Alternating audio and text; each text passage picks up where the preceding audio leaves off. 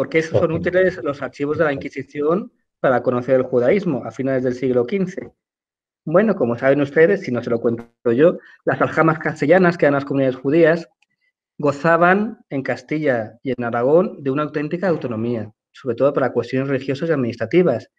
Las aljamas judías castellanas se dedicaban a la contratación de maestros, rabinos, jueces, escribanos, distribuían también la carga impositiva entre los judíos a través de los productos caser, del acero y el aceite dedicada y consagrada a la sinagoga. Y sobre todo también mantenían a través de los impuestos las fiestas y el ciclo vital de los judíos, las bodas, los entierros. También tenían autonomía legal, es decir, los pleitos en el que solo se juzgaba a judíos se hacía a través de la justicia religiosa judía, es decir, los divorcios entre judíos, los robos en los que solo había judíos involucrados. Por tanto, ¿cómo investigamos el pasado judío de una localidad? Porque las fuentes judías, en primer lugar, están en hebreo y sobre todo tenemos actualmente fuentes literarias, como son las crónicas. Digo literarias porque realmente las crónicas hispano-hebreas tienen mucha inventiva, muchísima. También en el terreno de la literatura hebrea tenemos la responsa, que eran las dudas religiosas que planteaban los judíos a sus rabinos y estos a su vez escribían cartas en busca de consejo a otros rabinos tanto de la península ibérica como fuera de la península ibérica. Es decir, por ejemplo, soy judío y mi hija se ha convertido al islam o al cristianismo y no sé si dejarle mi herencia porque realmente ya no es judía. ¿Se la dejo o no se la dejo? Se la dejo. Pues entonces se escriben cartas para intercambiar opinión. También tenemos las ketubot, que son los contratos matrimoniales. Y a veces en los archivos, como por ejemplo el de Simancas, vamos a encontrar este tipo de contratos matrimoniales. Pero por otro lado, no hay fuentes directas judías. No tenemos los libros de registros sinagogales. No nos han llegado. Tampoco tenemos gran abundancia de material epigráfico. Sí quedan algunas lápidas de los cementerios utilizadas en la construcción de iglesias y a veces si se ha conservado la sinagoga, es decir, solo es posible esto en Córdoba, en Toledo y en Segovia, vamos a encontrar epigrafía también en las paredes de las antiguas sinagogas, pero no tenemos más fuentes directas judías. Por lo que respecta a la información contenida o disponible en los archivos civiles, vamos a contar en Castilla desde 1290, es decir, del Padrón de Huete, con los impuestos que los judíos pagaban a la corona como minoría judía religiosa. En estos casos siempre ahí aparecen como colectividad, es decir, la aljama judía de una localidad, los judíos de una localidad o la judería de alguna localidad, pero no, nos faltan personas individualizadas. Ahí sí podemos encontrar algo, pero no son muy abundantes porque aparecen ocasionalmente debido precisamente a la autonomía con la que gozaban las aljamas, cartas de compraventa o préstamos en el que hubiera algún judío que negociara o prestara o comprara algo a algún cristiano. Pero estas casas de compraventa son muy escasas, aparecen ocasionalmente en algún archivo. Como les he indicado, la documentación de carácter fiscal es la primera que vamos a encontrar de carácter civil. Ha sido ampliamente estudiada por Cantera Burgos, por Adelo Quesada, por Suárez Fernández y por Gonzalo Viñuales Ferreiro. Y aquí tenemos, por ejemplo, como hay gente de Ávila, estos son los primeros impuestos que pagan los judíos a la corona precisamente por ser una minoría protegida por los reyes, por los monarcas. Vemos que Ávila aparece ya desde 1290 pagando 59.592 maravedíes a la corona como colectividad, los judíos de Ávila. Y toda esta carga tributaria va a ser presente desde 1290 hasta prácticamente la expulsión. Aquí tenemos las cantidades que pagan los judíos para la guerra de Granada. También vemos a Ávila, por ejemplo. Y aquí vemos los más tributos que pagan los judíos, tanto en Zamora, en Ávila, en Ciudad Rodrigo. ¿Ven? Que pagaban todos los años religiosamente, nunca mejor dicho, a la corona. Y además, Ávila aparece en toda la tributación. ¿Cómo empezamos a investigar el pasado judío de una localidad? Pues vamos a visitar primero la localidad que queremos investigar. ¿Existe alguna tradición oral en la localidad? Pues tenemos que preguntar a las que yo denomino las fuerzas vivas de la localidad. Es decir, el cura, el boticario, el alcalde, el erudito local y el funcionario de la oficina de turismo. No al jovencito que contratan en verano durante 3 meses porque sabe idiomas, no, el funcionario de turismo.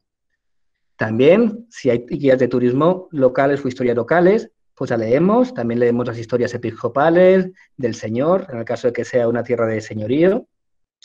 Y también cualquier guía de turismo provincial y regional.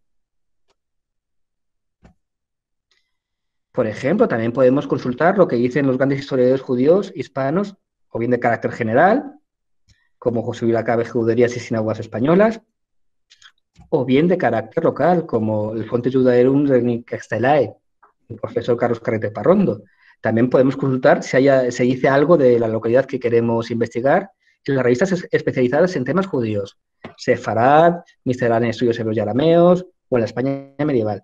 Y nos va a ser muy útil, si consultamos fuentes documentales, información sobre el judaísmo. También a lo mejor puede aparecer algo de nuestra localidad en alguno de estos libros, como Usos y Costumbres de los Sefaríes de Salónica, por ejemplo.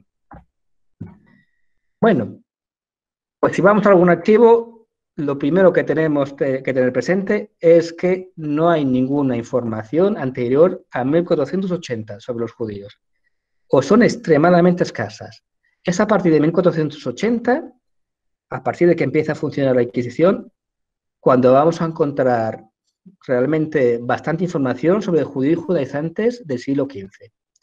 Para eso tenemos que saber a qué distrito inquisitorial pertenecía la localidad, porque los distritos inquisitoriales muchas veces eran móviles hasta 1520. También tenemos que saber la historia de Santo Oficio, que ya la saben ustedes cómo trabajaban. Y debido a la movilidad de los distintos tribunales, vamos a encontrar papeles de la localidad en varios distritos inquisitoriales. Podemos encontrar papeles, por ejemplo, de Medinaceli, tanto en el archivo inquisitorial de Cuenca, como el de Toledo, como el de Soria y Sigüenza. Por ejemplo, vamos a los de Medinaceli, vamos a poner un caso práctico de Medinaceli, Soria, que yo investigué de 1492 a 1530. Pues sabemos que es una tierra de señorío, perteneciente a la casa de Medinaceli. Casi nada. La casa de Medinaceli tiene su origen en el primogénito de Alfonso X el Sabio. Es la primera vez que me he encontrado en la historia de lo que es actualmente España, que el hijo primogénito de un rey es despojado del trono y no lo va a reclamar prácticamente en la vida, ni él ni sus descendientes. Bueno, pues sabemos que la casa de Medinaceli era una tierra de señorío. Para eso hay varias obras sobre Medinaceli. Tenemos a Antonio Sánchez González, Medinaceli Colón, tenemos a Joaquín González Moreno, catálogos de documentos de la villa de Medinaceli, y tenemos información en la Enciclopedia Universal Ilustrada y en el diccionario de Pascual Madoz. Todo eso nos va a venir muy bien para nuestra investigación. También sabemos que Medinaceli pertenece al obispado de Sigüenza. Para eso leemos la historia de la diócesis de Sigüenza y sus obispos. Y también el nomenclator descriptivo, geográfico y estadístico de todos los pueblos del obispado de Sigüenza. Vemos también que hay estudios locales o de la tierra de Medinaceli, como el de Bernardino Fernández Peregrina y Gonzalo Martínez Díaz. Bueno, sabemos que inquisitorialmente dependía del Tribunal de Cuenca Sigüenza. Pues vamos a leer todos los catálogos que se han publicado sobre el Tribunal de Cuenca Sigüenza. Tenemos el de Ciraqueso Pañán, el de Pérez Ramírez y el de Pérez Ramírez y Triguero Cordente. ¿Y qué se ha escrito sobre los judíos de Medinaceli? Vamos a consultar las obras clásicas. Para la época antigua, los judíos en la España antigua, de García Iglesias. Para la España musulmana, The Jewish of Muslim Spain, y también los judíos del occidente musulmán. Y aparentemente no hay nada, porque ya lo he consultado yo. Pero sí sabemos que se otorga fuero a la localidad de Medinaceli, y en este fuero leemos que vecino no tenga voz sino de moro o de judío. Por lo cual ya en 1124 se contaba con población judía en Medinaceli. También sabemos que de un documento de 1187, Alfonso VIII concede al obispo de Sigüenza un judío de Medinaceli. Con lo cual también en esta fecha hay presencia judía en la villa. Si tenemos fragmentariamente publicado, en 1946, otro judío trabaja en Medina Celi. También se supone que Joseph Chikatilla, el intelectual judío del siglo XIII, nació en Medina Celi, según consta en la Enciclopedia Judaica, en el Diccionario de Autores Judíos y el Dictionary of Iberian Jewish and Converso Authors. También sabemos que en 1956 hay judíos trabajando en las balsas salobres propiedad de Santa María de la Huerta. De 1280 es un contrato entre Velasco, arcediano de Sigüenza, y el judío Abraham, para explotar las salinas. Y también hay mercaderes que trafican, que comercian entre Castilla y Aragón. Tenemos a Soriano, tenemos a Salomón Germán, y poco más hay en los archivos que no sea información extraída de la Inquisición. Claro, esta pequeña noticia que encontramos ya a mediados del siglo XV. A Samuel Abenxude es nombrado recaudador de los pechos derechos, alcabras y marchiniegas que producían las codillas y lugares de Medina Celi, que también ha sido publicado. Bueno, pues esta es la información que ha sido publicada sobre los judíos de Medina Celi. También tenemos la información sobre los centros tributarios, sobre los impuestos que pagan los judíos de Medina Celi, desde 1990 hasta 1492. También los pechos para la contribución de la Guerra de Granada. Es muy interesante que desde el siglo XV se designe a la villa de Medina Celi como Aljama, porque el apelativo de Aljama significaba que era una comunidad judía que contaba con bienes comunales, es decir, sinagoga, cementerio, taberna, carnicería, hospital, y si hubiera sido Zamora, por ejemplo, también tenían pescaderías. Bueno, perdón, que me he ido.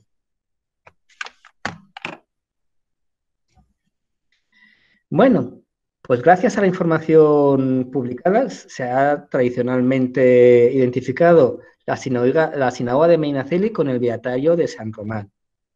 Y así lo reproducen la nueva documentación de sinagogas españolas, los sinagogas españoles de Cantera Burgos, Pavón Maldonado, en torno a la supuesta sinagoga de Medina Celi, La Cave, en Juderías Españolas, y Fernández Peregrina. Lo que hay en los archivos sobre los judíos medinenses que no se haya publicado hasta el momento, pues tenemos la Carta de los Reyes a Luis de la Cerda para que aplique en su jurisdicción el decreto expulsorio. Bueno, pues vamos a ver si hay algo más sobre los judíos de Medina Celi. Para eso consultamos el archivo, en la página de los archivos pares, es decir, de los archivos españoles, y en concreto, como sabemos que Medina Celi pertenecía al archivo diocesano de Cuenca y los papeles de la Inquisición de Medina Celi están en Cuenca, pues vamos a visitar ese archivo. Sabemos que el archivo diocesano de Cuenca está en Cuenca capital, tiene una sección de la Inquisición, el responsable hasta hace muy poco era Angulo García, el señor Marcelino, y trabajan solo de lunes a viernes de 9 a 2. Está cerrado en Semana Santa, en Navidades y en verano, y por supuesto las fiestas locales. Y la fiesta de la Comunidad Autónoma, que como está en Cuenca, pues es el día de Castilla-La Mancha, el 31 de mayo. ¿Qué se conserva en el Tribunal Seguntino? Pues según los catálogos, hay aproximadamente 300 procesos contra judaizantes que abarcan desde 1492, es decir, hasta que realmente desde que inicia la actividad inquisitorial del Archivo Diocesano de Cuenca, hasta prácticamente el siglo XVIII. Porque el último proceso que hay contra judaizantes es de 1789, casi ya tiene el 18. La mayoría de las causas que hay son tocantes al judaísmo, pero vamos, con mucha diferencia. Más de la mitad de los procesos que hay en el Tribunal de Cuenca Sigüenza sobre moradores de Medina Celi atañen a personas acusadas de judaizantes, pero con mucha diferencia. Después de los judaizantes, las causas más importantes son las de blasfemias y un 1% solo de hechicerías. Me llamó mucho la atención que el maometanismo de bigamia solo suponen el 5%. Bueno, en un principio es imposible digitalizar los fondos, pero a mí el señor Marcelino me permitió, sabiendo que era profesor de la universidad y que no vivía en Cuenca, digitalizar los procesos inquisitoriales. en algunos procesos. Aquí tienen un proceso con la letra realmente cortesana. Los procesos suelen tener de media unos 50 folios. Hay algunos que tienen 400 y 500, pero de media a principios del siglo XV, a finales del siglo XV, son unos 40, 50 folios. Tienen ejemplos. Y aquí tienen cómo está a veces el material tan deteriorado. Hoy hay hojas sueltas también. Bueno, pues aquí tienen proceso contra Fernando Sánchez Gadión.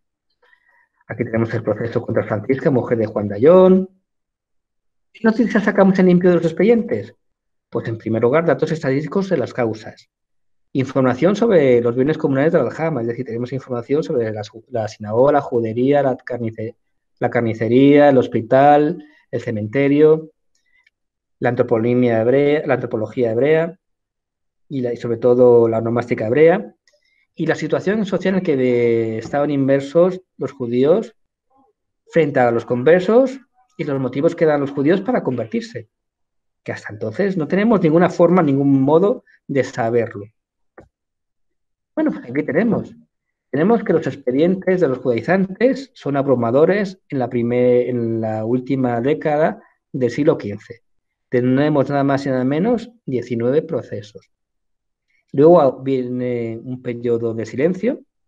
Entiendo que es porque el archivo se movió, un tribunal móvil, y los papeles que deberían estar en Cuenca desaparecieron y pueden estar incluso en Cartagena. Y vuelven otra vez a subir las causas contra los judaizantes en la segunda década del siglo XVI. Bueno, pues aquí tenemos casi la mitad de los demandados estaban vivos al comenzar el juicio, pero la otra mitad, un poquito más de la mitad, habían fallecido antes de iniciarse, de incoarse el proceso. Dato nada desdeñable. Las sentencias, pues sabemos que las sentencias absolutorias son 3, no hay datos en 5 y 16 personas son condenadas. El tiempo medio de los procesos abarcaba mayoritariamente el año, con un 54% de media, y después de más de 49 meses tenemos solo el 14%. Es decir, que mayoritariamente en un año la persona era juzgada, pero todo ese tiempo tenía que estar, si estaba viva, en la cárcel preventiva. En cuanto a las penas de los condenados, insisto, todas esas personas eran condenadas. En 7 casos son condenados a la hoguera, pero como estaban fallecidos, pues lo que hacen es sacar los huesos de las tumbas si los encuentran y queman los huesos, los restos óseos, en detestación de tan grave delito. En 6 casos se les aplica la cárcel perpetua según la documentación, pero sabemos que era el equivalente al moderno arresto domiciliario. En un caso la persona está viva y se le aplica la pena capital, en un caso es sentenciado a misas y ayunos, y en otro caso a pagar dinero, una multa, y salir en procesión con el San Benito y unas orejas de burro, es decir, lo que llaman la vergüenza pública. Bueno, ¿qué pasaba con las instituciones comunales a tenor de la Inquisición, de los procesos de la Inquisición? Pues sabemos que los eruditos locales, ya del siglo XIX, fomentada por la tradición local, identifican el Beatario de San Román, que es el que tiene en la foto, con la antigua sinagoga, atendiendo a la planta extraña del edificio y a la ubicación, según ellos, a la cercana calle de la sinagoga. Bueno, pues esto es lo que dice la tradición oral, es lo que recogen los eruditos locales, pero sabemos que es erróneo. Es una identificación errónea a la luz de la documentación inquisitorial. Esta es la supuesta sinagoga por dentro.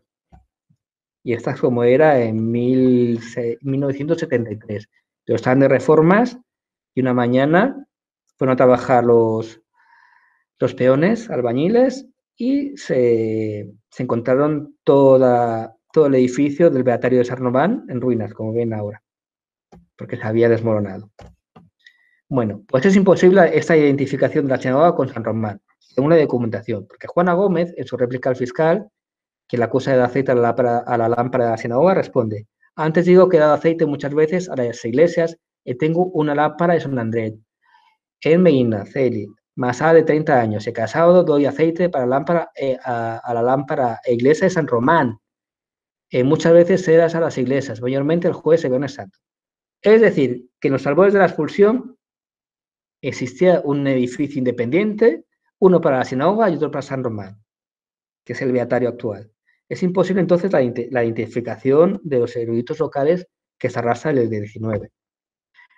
En cuanto a la carnicería, pues sabemos que el aljama de Benaceli contaba con judería, con carnicería, porque se menciona en muchos procesos inquisitoriales.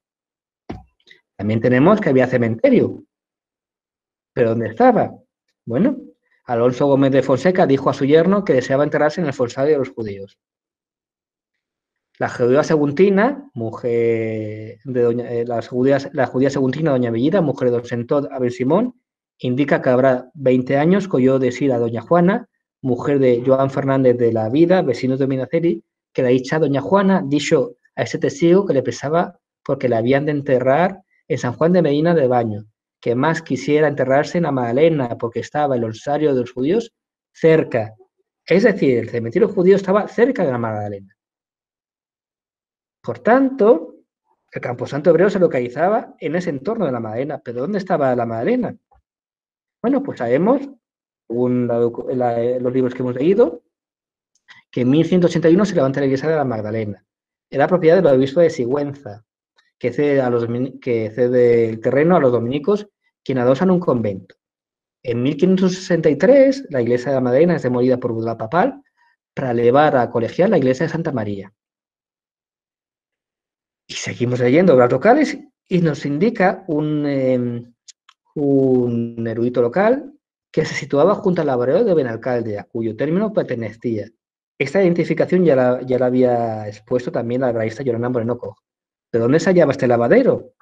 Sabemos que es tradición judía, especialmente de la península ibérica, que los cementerios judíos tenían que estar siempre extramuros de las ciudades y cerca de donde hubiera corrientes de agua. Pues aquí tenemos el lavadero de Benalcalde. Esta es la foto de la izquierda, es el lavadero propiamente dicho, donde hasta mediados del siglo XX las mujeres de Medinaceli lavaban la ropa, y ahí tenemos una foto de vista aérea por la zona donde debía estar el cementerio. La taberna, pues ya también sabemos que a tenor de la luz de la documentación inquisitorial, los judíos de Medinaceli contaban con taberna propia. Y así lo repiten una y otra vez los testimonios. Curiosamente, también los trabajos inquisitoriales mencionan varios hospitales hacia 1492, pero solo se había documentado hasta este momento el de Santa Catalina. Y así lo recoge un testimonio, la sentencia de María de los Caballos o de la Puerta. Pues leemos que sea penitenciada en la sexta parte de sus bienes, los cuales hayan y sean para el hospital de Santa Catalina de la Villa de Minacel. ¿Vale? Pero sabemos que este hospital pervivió hasta finales del siglo XVIII. También sabemos que había otro hospital en el monasterio de Canónigos o San Lázaro, que al parecer va a ser suprimido al edificarse el hospital de Santa Catalina, que era patronato del duque. Pues bien, sabemos que había otro hospital. En el proceso de Mencía Álvarez, la menaense Juana Gómez responde: a la 14 pregunta ha dicho que enviaba a los pobres de los hospitales cargas de leñas de carbón y pedazos de pan. Y habla de hospitales, es decir, había más de uno, más que el que se menciona en todas las obras locales, que era de Santa Catalina. Y este testimonio, esta Juana López, esta Mencía López, Álvarez en el proceso de Juana Gómez, indica que existía también el Hospital de San Blas, del que no tenemos ninguna referencia, ninguna obra local. De hecho, nada conocemos sobre este edificio, si bien la documentación menciona tanto el santuario de San Blas como a su santera. No sabemos entonces si este santuario tenía dependencias para enfermos o eran inmuebles diferentes. Sabemos que el Hospital de Santa Catalina y el Hospital de San Blas eran cristianos. pero la documentación indica que había centros asistenciales para otras confesiones religiosas, a tenor de estas palabras, que no le quería decir quién era, salvo que venía de fase al hospital de los cristianos. Esa aclaración hace referencia al hospital judío o musulmán, porque también había población musulmana. Es posible, pero no tenemos realmente evidencias documentales. En cuanto a la situación de la judería, pues si todo el mundo indicaba que estaba casi en las afueras, pues sabemos que ocupaba actualmente todo el centro de lo que es la localidad. Según la tradición local, oral, había entre el Palacio Ducal y la judería, había un postigo, un arquillo, que dibujo en amarillo en la foto de la izquierda, y ese arquillo daba acceso realmente a la judería, según la tradición oral, pero la documentación inquisitorial nunca menciona ningún arquillo que daba entrada a la judería. Y si fuera un punto de referencia identificativo, la Inquisición lo hubiera recogido. Pues no hay nada al respecto sobre esto. Es más, es que esta información aparece en el siglo XIX, en la tradición local del siglo XIX, porque documentalmente no hay ninguna referencia. De hecho, los expedientes documentan la judería hacia 1480. Sabemos que muchos judíos vivían en la judería y no se constata, a tenor de la documentación analizada o estudiada, que se llevaran a cabo las disposiciones de Catalina de Lancaster de 1414 ni las tomadas en la Corte de Toledo de 1480, que combinaban a la separación de los judíos y moriscos de la población cristiana. No se lleva a cabo porque sabemos que en 1492, o al filo de la expulsión, Catalina, que era cristiana, era vecina de Judá Beinar, que era judío. Abraham Carrillo poseía una casa cerca de otra de Juan Fernández, que era cristiano. Clara, judía, mujer de Gonzalo Calderón, tenía por vecinas hacia 1478 a Mencía, que era cristiana, nieta de Tranco, y de Catalina de Almagro, que también era cristiana. Con lo cual, la judería, los testimonios que dicen que las personas vivían en la judería, pues era un espacio compartido entre cristianos y judíos, realmente. No se llevaron entonces a cabo las disposiciones de segregación. Información directa en expedientes sobre la ubicación, pues es muy escasa.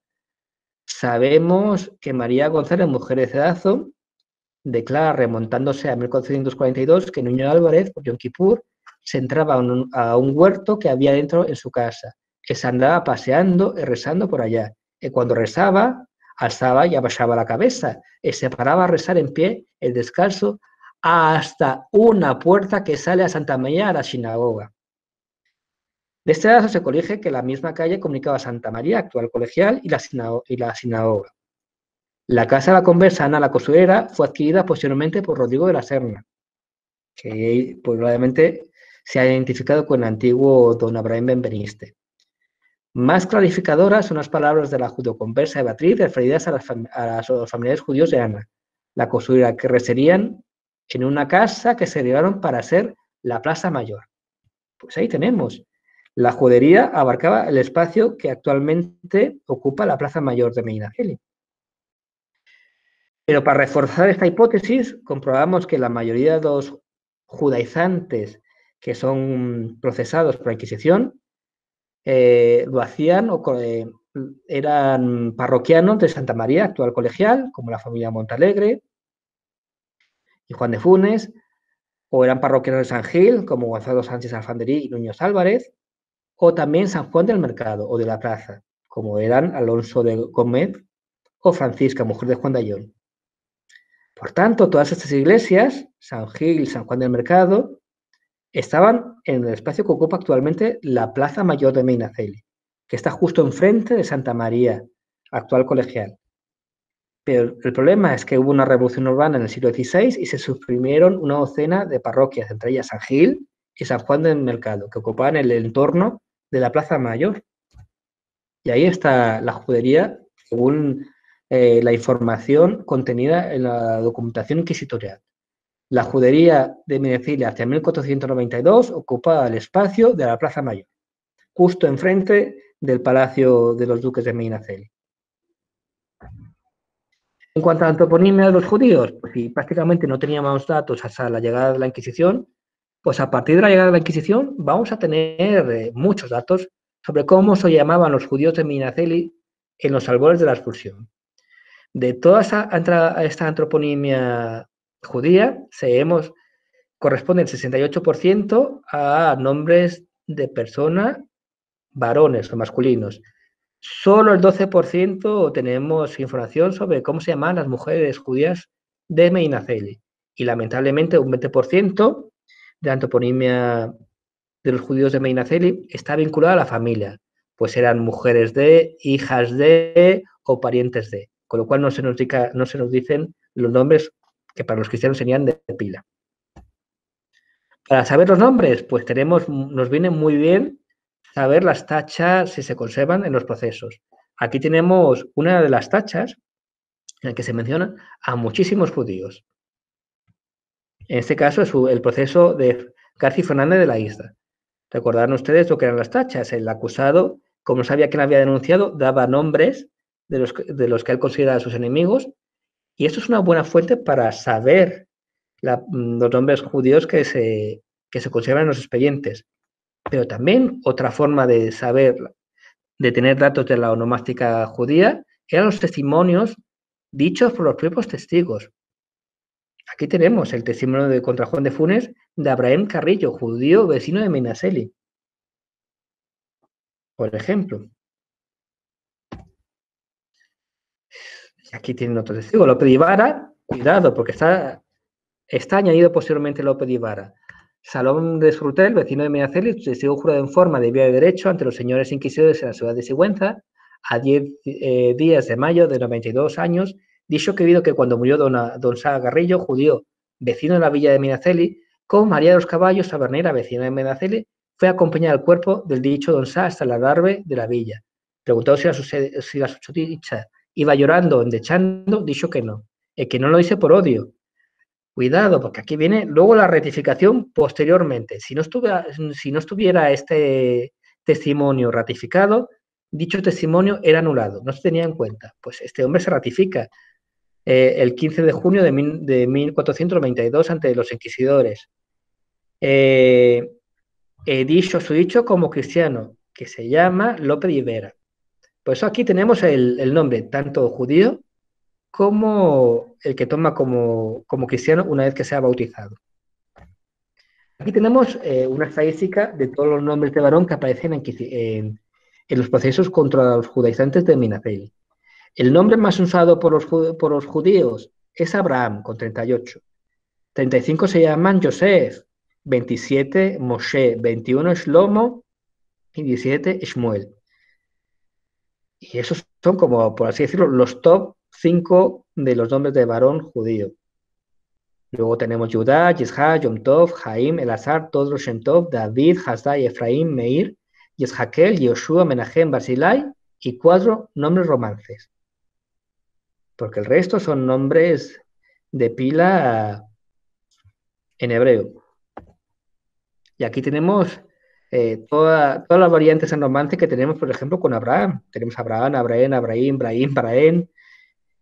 También me interesa mucho cómo llega Shlomo al romance castellano, cómo se recogen los expedientes inquisitoriales.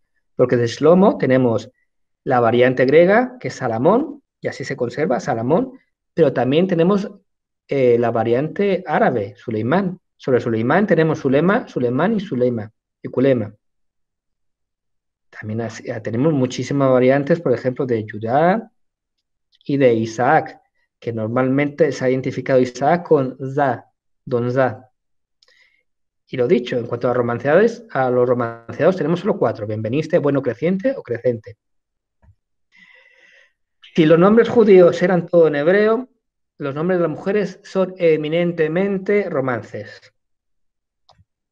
Lógicamente tenemos menos nombres de mujer porque la Inquisición lo que hace es, como era frecuente en la época, establecerlo en función del marido o de la hija de.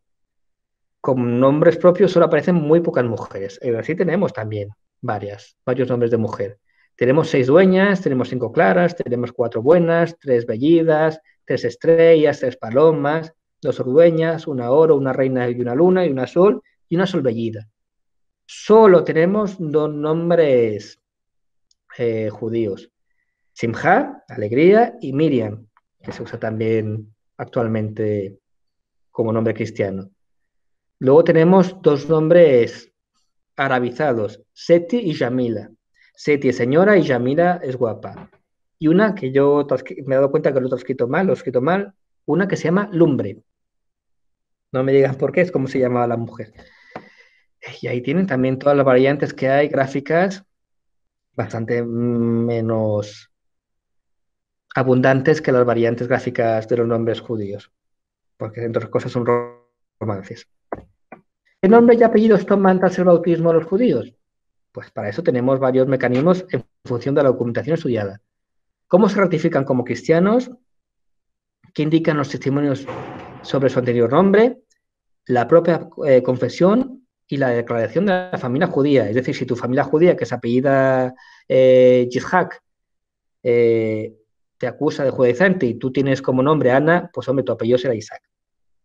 No obstante, no siempre se indica en los procesos la anterior antroponimia. Son muy escasos los testimonios de los que podemos deducir la anterior antroponimia hebrea si se ha convertido la persona. Y aquí tenemos un listado de cómo los judíos toman nombres cristianos. Y hay una tónica general, una creencia popular, que siempre van a coger nombres que los vinculen con su anterior nombre judío. Pues no, cogen cuando se bautizan los nombres o apellidos más usuales de la sociedad de la época. Es decir, abundan los Gómez, los González, los Méndez y los Rodríguez. Y como nombres, pues Beatriz, Diego, Hernando y Alonso. Muchísimos, muchísimos, muchísimos. Y eso es todo lo que había preparado para hoy. Muchas gracias.